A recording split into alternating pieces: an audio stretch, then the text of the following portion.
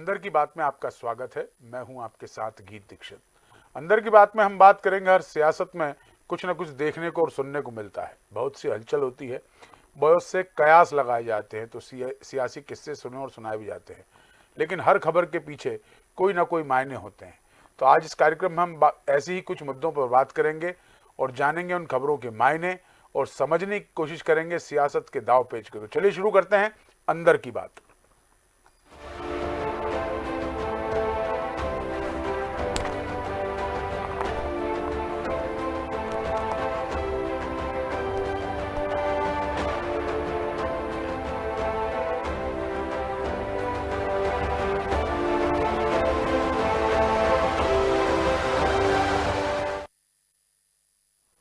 अंदर की बात में आज बात करेंगे सीएम के फैसलों की। मोहन यादव के पद संभालते ही दो फैसले चर्चित हुए थे। एक मस्जिदों से लाउड स्पीकर हटाने तथा दूसरा डीजे पर रोक लगाने का फैसला अहम था, लेकिन मैदानी अफसरों की लापरवाही कहें या नजरअंदाजी, फैसले पर अब कोई अपडेट नहीं आता। क्या हुआ कि प्रशासन और पुलिस अब ढीली पड़ गई है? मध्य प्रदेश के सरकार के आदेश को हल्के में लेना कहीं भारी तो न पड़ जाएगा? जानकारी तो यहां तक है कि क्या इस मामले में राजनीतिक हस्तक्षेप भी बढ़ रहा है? अंदर की बात में आज इसी मुद्दे को जानेंगे और समझेंगे, इस सियासत के किस्से को। तो वो रोज की तरह हमारे साथ दो वरिष्ठ पत्रकार अशोक शुक्ला जी और भानु चौबे जुड़ गए हैं। शुक्ला जी और चौबे जी, आप दोनों का ही बहुत स्वागत है। तो आज अंदर की बात में जानेंगे कि सीएम के फैसले की नाफरमानी है या मैदानी अफसरों से कोई बड़ी चूक हो रही है या लापरवाह हो गए हैं। चौबे जी। देखिए, मैं इस मुद्दे को कुछ बातों में अलग अलग रख के समझाने की कोशिश करूंगा। पहली बात तो ये है कि कानून बना के और भूल जाना ये शासन की बहुत पुरानी आदत है। करीब 300-400 कानून अभी पिछले सालों में रद्द किए गए, जो बनाए गए थे और भूल गए थे। जैसे सराय एक्ट चल रहा था, अब सराय एक्ट की कोई बात ही नहीं थी और कभी कभी कार्रवाई होती थी, सालों में भूल गए थे। ऐसे बहुत से कानून थे जो अदालत की बात सुनने के बाद और सरकार की समीक्षा के बाद रद्द किए गए। तो एक तो बात ये है। दूसरी बात यह है कि चीफ मिनिस्टर ने जब पद संभाला था तो ये दो बातें बड़ी जोर से कही थी। मैं समझता हूं कि शुरुआत जिस तरह हुई थी वैसी बात अब बिल्कुल नहीं है। एक तो बात यह है। दूसरी बात यह है कि अब धीरे धीरे उपयोग फिर बढ़ने लगा है। और डीजे की तो दशा ये है कि मुख्यमंत्री रोक की बात कर रहे थे, अब तो हर रिक्शे और ठेले गाड़ी पे लोग डीजे रख के और निकल जाते हैं।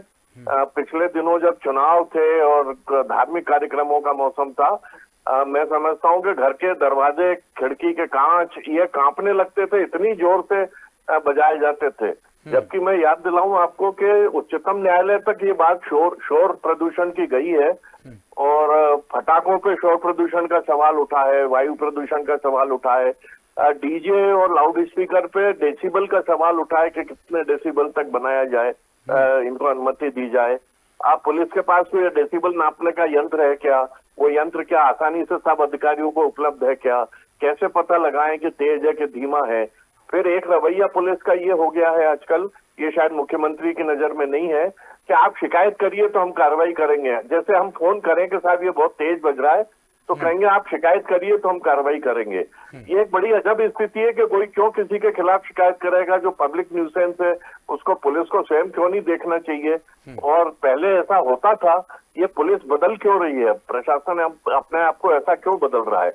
दूसरी बात, ये जो मस्जिदों पर लाउड स्पीकर की थी तो इस पर बड़ा जोर शोर से कार्रवाई शुरू हुई थी, वह हटाया भी गया, कुछ जगह समझाइश दी गई हटाने की। लेकिन अब मैं नहीं समझता, मेरी जानकारी में तो अब ये कार्रवाई बिल्कुल नहीं हो रही है और धीरे धीरे उसका उपयोग भी बढ़ रहा है फिर से। और क्यों ये कार्रवाई ठंडी पड़ी, इसके 2-3 कारण मेरी समझ में आते हैं। जैसा एक आपने कहा कि राजनीतिक हस्तक्षेप बढ़ रहा है। दूसरा मुझे लगा कि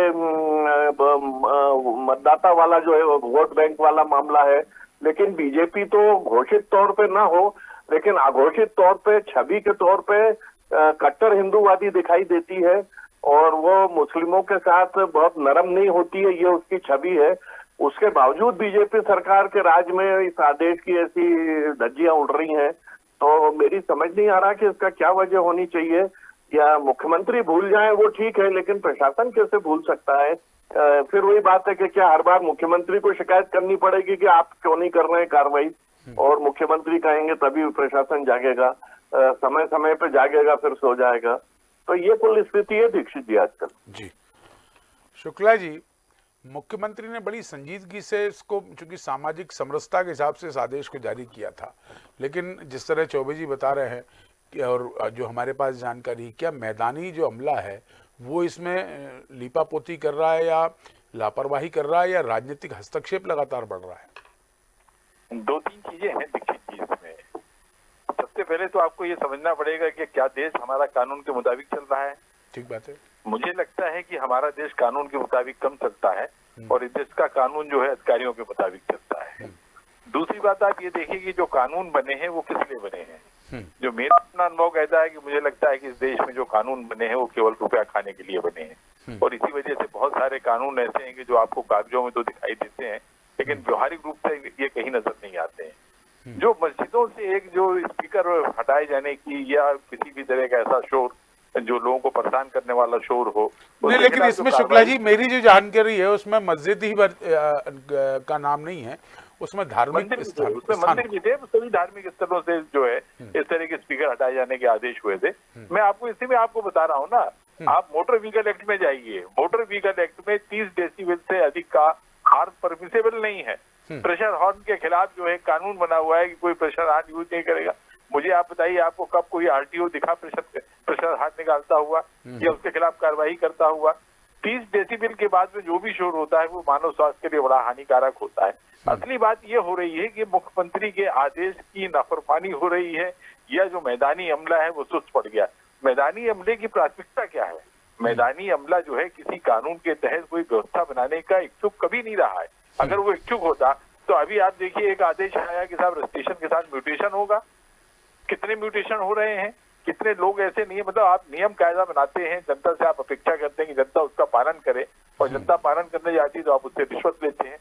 हमारे मध्य प्रदेश में भी ये स्थिति है कि जो कानून कायदे बनते हैं वो केवल घूस खाने के लिए बनते हैं। अब इसको कोई इसको स्वीकार करे ना करे ये उसकी इच्छा है, लेकिन वास्तविकता यही है। जिस दिन हमारा जो है प्रदेश या हमारा मुल्क कानून के मुताबिक चलने लगेगा, यहाँ आपको गुड गवर्नेंस दिखनी पड़ेगी। आप मुझे बताइए, आपको कहाँ गुड गवर्नेंस दिख रही है? पॉल्यूशन डिपार्टमेंट क्या करता है? पॉल्यूशन डिपार्टमेंट जो है पैसे लेकर सर्टिफिकेट बांट देता है। एयर पॉल्यूशन की स्थिति आप देख लीजिए क्या है। इसी तरह से नॉइज पॉल्यूशन देख लीजिए, वाटर पॉल्यूशन देख लीजिए, कहाँ समस्या नहीं है। और अगर आप इनके भरोसे बैठे हुए हैं कि जिसको आप मैदानी अमला कहते हैं, कि कोई सरकार अगर ये सोच के चल रही है कि वो जिन अधिकारियों को उसने एसी चैम्बर दे दिए हैं, उनको बड़ी बड़ी गाड़ियां दे दी हैं और वो जो है कोई व्यवस्था बनाएंगे, अगर ये व्यवस्था बना पाते तो आज क्या मध्य प्रदेश में प्रशासनिक अराजकता चरम पर होती। कितने मुख्यमंत्री आए और गए, ये अधिकारी किसकी परवाह करते? दिग्विजय सिंह के टाइम पर एक चीज होती थी कि जो अधिकारी उनका कहना नहीं मानता था उसके यहाँ वो EOW भिजवा देते थे, तो उनके टाइम पे भय था। हालांकि तब तो स्थिति और बदतर हो गई थी मध्य प्रदेश में, सड़कों की हालत खराब थी, बिजली की हालत खराब थी। लेकिन इन प्रशासनिक अधिकारियों पे अगर कोई भी मुख्यमंत्री जो है दबाव बनाना चाहता है या इनको अपने नियंत्रण में रखना चाहता है, तो सबसे पहले उसको इन्हीं अधिकारियों के खिलाफ कार्रवाई करनी चाहिए। जब तक ये नहीं सुधरेंगे तो प्रदेश में कोई भी व्यवस्था नहीं सुधरेगी, कोई भी योजना उस तरह से लागू नहीं होगी जो मुख्यमंत्री की प्राथमिकता हो या जो जनता की अपेक्षाओं के मुताबिक ठीक हो।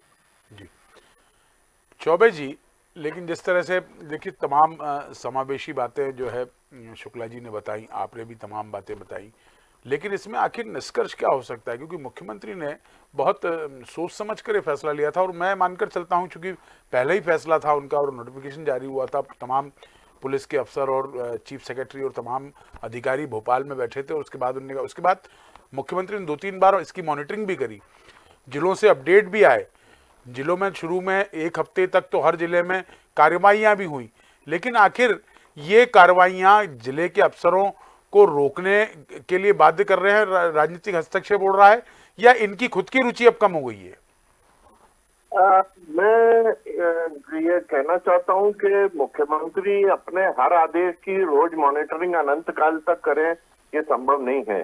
ये चीफ सेक्रेटरी और डायरेक्टर जनरल पुलिस का काम है कि वो पुलिस और प्रशासन पर मॉनिटरिंग का ये दबाव रखे कि मुख्यमंत्री के जितने आदेश हैं उन पर अमल कैसा हो रहा है, कितना हो रहा है, रोज साप्ताहिक रिपोर्ट, रोज की रिपोर्ट आ रही है कि नहीं, उसकी ढीली पड़ रही है तो इंस्ट्रक्शन जारी हो, लापरवाही है तो फटकार लगाई जाए। ये काम प्रशासन का है, चीफ सेक्रेटरी का है, डीजीपी का है। मुख्यमंत्री स्वयं रोज देखें, ये उम्मीद करना और ये अपेक्षा करना बिल्कुल गलत है। और अगर उनने देखा है तो अच्छी बात है। और मैं चाहूंगा कि डीएनएन की ये बात सुन के वो अगर फिर से मॉनिटरिंग करें तो उन्हें शायद असलियत पता चल जाएगी कि उनका प्रशासन और पुलिस उनके आदेशों की कैसी धज्जियां उड़ा रहा है। दूसरी बात यह है कि जिला प्रशासन जो है, स्थानीय पुलिस और प्रशासन जो है, उनकी दिलचस्पी हर काम में कानून के काम में नहीं है। वो अन्य कामों में बहुत व्यस्त रहते हैं। आप किसी दिन कार्यालय चले जाएं तो वो बैठे मिलेंगे, इस बात की बहुत कम संभावना है। और इसीलिए जनसुनवाई रख दी गई है कि इतनी देर तो वो मिलेंगे आपको, बाकी की गारंटी नहीं है। तो ये एक बहाना हो गया कि हम तो जनसुनवाई में तो आते हैं सब, और बाकी 5 घंटे आप कहाँ रहते हैं वो कुछ बता नहीं सकते। और प्रशासन में इतनी गुंजाइश होती है काम में कि आप बड़े आसानी से बच निकलते हैं कि मैं सब वहां व्यस्त था या वहां व्यस्त था। इसका कोई मैकेनिज्म, कोई व्यवस्था नहीं है जो इन पर नजर रख सके।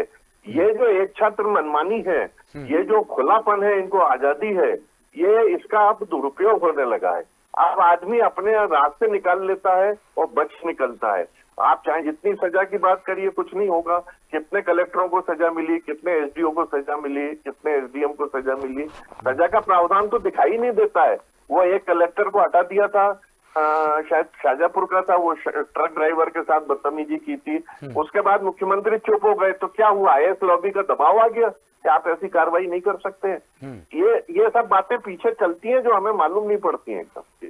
जी शुक्ला जी, एक छोटी सी टिप्पणी इस मामले में लूंगा। क्या आखिर इसका अंतिम निष्कर्ष क्या हो सकता है, और अंदर की बात में आपको क्या लगता है कि क्या करना चाहिए कि कम से कम एक बार सीएम तक ये बात पहुंचे और सीएम फिर एक बार एक्टिव करें? क्योंकि बार बार ये बात तो सच है ना कि मुख्यमंत्री बार बार थोड़ी ना इस पर संज्ञान लेंगे। एक फरमान दे दिया है, एक आदेश दे दिया है, उस पर काम करना चाहिए। अब ये तो जिम्मेदारी डिस्ट्रिक्ट कलेक्टर की है, डिस्ट्रिक्ट सुपरिटेंडेंट ऑफ पुलिस की है, और जो तमाम डिस्ट्रिक्ट के अधिकारी, और इसकी मॉनिटरिंग जैसा चौबे जी बता रहे हैं, चीफ सेक्रेटरी जो है वो डीजीपी करे। इसमें मैं आपको एक बहुत महत्वपूर्ण बात बताऊं, छोटे चोर की निगरानी का जिम्मा आप बड़े चोर को देकर आपको क्या लगता है कि सिस्टम ठीक हो जाएगा? ठीक बात है। ये जो भी सिस्टम, ये किसके लिए? ये जनता के लिए। तो मैं ये कहता हूं कि मध्य प्रदेश के मुख्यमंत्री जो है, अगर वो जनता के चुने हुए मुख्यमंत्री हैं, तो जनता को आप और कुछ मत दीजिए, उसको कम से कम मॉनिटरिंग का अधिकार दे दीजिए। आप जनता से फीडबैक, आप जनता की कमेटी, निगरानी समितियां बना दीजिए हर जगह। फिर जनता देखिए जनता आपको कैसे फीडबैक देती है। आप उम्मीद कर रहे हैं कि पटवारी चोरी करेगा और इसकी जानकारी तहसीलदार दे देगा, या तहसीलदार चोरी करेगा तो उसकी जानकारी कलेक्टर देगा। पूरा सिस्टम करप्ट है। मतलब आप ये देखिए कि कई बार ये चर्चा होती है कि साहब हमको जो है माफिया को खत्म करना है। माफिया क्यों खत्म नहीं होता है? क्योंकि जब तक प्रदेश में घूस माफिया होगा तब तक कोई भी सिस्टम ढंग से काम नहीं करेगा। तो आप जनता को निगरानी की जिम्मेदारी जिस दिन दे देंगे, उस दिन से ये सारे अधिकारी जो है जिम्मेदारी से काम करने लगेंगे। मुख्यमंत्री वहां भोपाल में बैठ के सत्ता के पटवारी का और तहसीलदार को और कलेक्टर का काम नहीं देख पाएंगे, और जिनको ये जिम्मेदारी दी गई वो वही सिस्टम का हिस्सा है। एक तहसीलदार ही तो बाद में एडिशनल कलेक्टर और कलेक्टर बनेगा, फिर बाद में उसे सेक्रेटरी बन जाएगा, और इन्हीं में से कुछ आईएएस ऑफिसर होंगे जो चीफ सेक्रेटरी बन जाएंगे। तो जो पहले कहीं किसी डिस्ट्रिक्ट में रहकर जो है लापरवाही करता है या अपने कार्य के प्रति उतना जिम्मेदार नहीं होता है, बाद में उसी को आप जिम्मेदारी का ओहदा दे देते हैं, फिर उससे आप ये उम्मीद करेंगे कि साहब ये ठीक काम करेगा। अच्छी मशीनरी के लिए अच्छे कलपुर्जों की आवश्यकता होती है, उसी तरह से किसी भी अच्छी सरकार के लिए अच्छी प्रशासनिक अमले की आवश्यकता होती है। दुर्भाग्य हमारा ये है कि ये लोग भले अच्छी पढ़ाई लिखाई करके ये जो है किसी पद के लिए चयनित होते हैं, लेकिन बाद में इनकी प्राथमिकता अच्छा काम करना नहीं होता है। इनका क्या उद्देश्य होता है दिक्की जी आपको भी पता है, मुझे भी पता है। तो अगर मुख्यमंत्री जी वास्तव में जो है सिस्टम को ठीक करना चाहते हैं तो कम से कम निगरानी का जिम्मा तो जनता को दे दें। जिस दिन जनता के हाथ में निगरानी का जिम्मा आ जाएगा, उस दिन तमाम तरह की चोरियां, तमाम तरह की लापरवाहियां, सब सारा सिस्टम ठीक हो जाएगा। क्योंकि सबसे ज्यादा पीड़ित तो जनता है ना। और आप जो कुछ कर रहे हैं, आप कहते हैं साहब हम जनता के लिए कर रहे हैं, तो अगर जिसके लिए आप कर रहे हैं कम से कम उसको निगरानी का जिम्मा तो दे दीजिए, उसको इतना तो अधिकार दे दीजिए कि वो ये देख सके और आपको बता सके कि साहब यहाँ गड़बड़ हो रही है। ठीक बात, ठीक बात है। तो अंदर की बात में आज जिस तरह से लाउड स्पीकर और डीजे को लेकर जो बात की गई, लेकिन उसमें हमारे दोनों एक्सपर्ट्स का कहना है कि इस पर मॉनिटरिंग का सिस्टम जो है वो मुकम्मल हाथों में या मुकम्मल कंधों पर दिया जाना चाहिए। उसमें सबसे बड़ी बात है कि जनता इसकी मॉनिटरिंग करे और जनता सीधे अपना फीडबैक जो है प्रदेश के मुखिया को दे। जिससे उनकी पूर्ण प्रॉपर जानकारी में रहे कि आखिर इस तरह के जो काम होते हैं या इस तरह की जो घटनाएं होती हैं उससे आम जनजीवन में कितना असर पड़ता है। लेकिन अंदर की बात में आप दूसरी खबर की बात करेंगे, इसमें आज कांग्रेस की ही बात करेंगे। प्रदेश कांग्रेस के मुखिया जीतू पटवारी पहले प्रदेश कार्यकारिणी को आलाकमान की हरी झंडी न मिलने से परेशान थे। इसके लिए उनकी भारी आलोचना हो रही थी। 10 माह के इंतजार के बाद टीम घोषित तो हो गई, लेकिन बड़ी चुनौती उनके सामने आ गई। जिस तरह नाराजगी सामने आई, इस्तीफे हुए, उसे देखते हुए जीतू के लिए कुनबे को संभाल कर रखना बहुत कठिन हो रहा है। दिग्विजय सिंह को छोड़कर हर कोई नाराज दिखाई दे रहा है। प्रमोद टंडन, मोनू सक्सेना, अमन बजाज, राम लखन दंडोतिया, कल्पना वर्मा, नासिर हसनात सिद्दीकी जैसे नेताओं ने अलग अलग कारण बताकर इस्तीफे दे दिए। दिग्विजय के अनुज लक्ष्मण सिंह ने पद लेने से इनकार कर दिया। पहले सूची जारी होने के बाद तंज कसते हुए उन्होंने कहा था कि नई टीम में शामिल पदाधिकारी अपना अपना विधानसभा क्षेत्र ही जिता दें तो कांग्रेस सत्ता में आ जाएगी। पूर्व नेता प्रतिपक्ष अजय सिंह कार्यकारिणी को लेकर अपनी तीखी प्रतिक्रिया व्यक्त कर चुके हैं। उनके खास महेंद्र सिंह चौहान तक को जगह नहीं मिली। अलीराजपुर के महेश पटेल ने भी कार्यकारिणी की आलोचना की है। पूर्व प्रदेश अध्यक्ष अरुण यादव सार्वजनिक तौर पर कुछ नहीं बोले, लेकिन चंद्रिका प्रसाद द्विवेदी ऐसे उनके समर्थकों को बाहर करने और विरोधियों को ज्यादा तवज्जो देने से भी वो नाराज हैं। तो आज इसी पर अंदर की बात में बात करेंगे। क्या चुनौती बन गया है कुनबे को संभालना जीतू के लिए? पटवारी की टीम पटरी पर नहीं बैठ पा रही है, कार्यकारिणी को लेकर लगातार बढ़ रही है नाराजगी। इसी पे अंदर की बात करेंगे, वही हमारे दोनों एक्सपर्ट। शुक्ला जी, सबसे पहले शुरुआत आपसे करूंगा, क्या चुनौती बनती जा रही है जीतू की टीम अब जीतू के लिए? ऐसा लग रहा है कि जिस तरह से असंतोष के स्वर उभर रहे हैं, और बहुत सारे नाम तो आप ही ने बता दिए, और हालांकि मेरी दृष्टि में ये जो लोग असंतुष्ट हैं इनके पास में लंबे समय तक ये दायित्व था कि मध्य प्रदेश में कांग्रेस को ये जो है बेहतर स्थिति मिले। आप चाहे वो लक्ष्मण सिंह हो या और भी जो अन्य नाम हैं, आपके अरुण यादव हैं, तमाम लोग हैं, इनको बड़ी जिम्मेदारी में अजय सिंह राहुल हैं, ये सब छत्रप कहलाते थे। लेकिन इन छत्रपों के चलते ही जो कांग्रेस की दुर्गति हुई है, और अब कांग्रेस जो है वो रिशफल हो रही है, एक तरह से बदल रही है कांग्रेस, आप ये कहिए। और जब कभी भी बदलाव की स्थिति आती है तो स्वाभाविक है कि जो पुराने दरख्त जब उखाड़े जाते हैं तो थोड़ा सा उसके निशान भी दिखते हैं और उसका शोर भी कुछ ज्यादा होता है।